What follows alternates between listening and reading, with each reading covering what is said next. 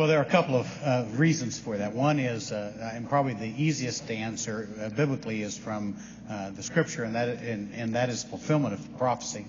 There are many prophetic statements about Jesus in Psalm 22, for instance, Isaiah 53, just as an example, of that describe very dramatic detail the punishment that Jesus is going to receive. Psalm 22 even describes crucifixion prior to any historical documentation of crucifixion.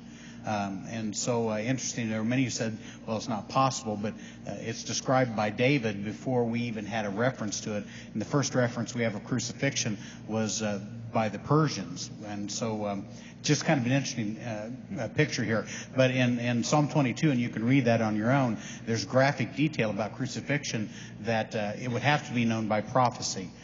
Simply because of its statements. They were just so profound.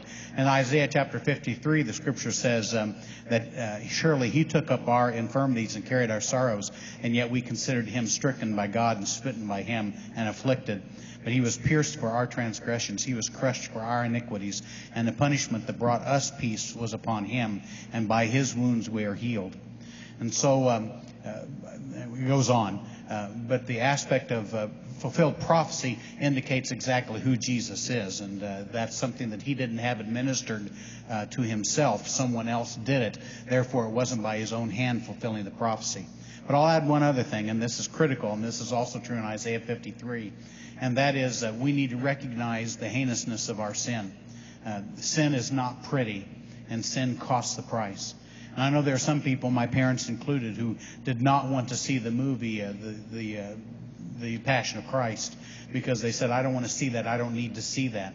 And I understand that and sympathize with that. But I will also say that sometimes we like to whitewash the price of our sin. And Isaiah doesn't.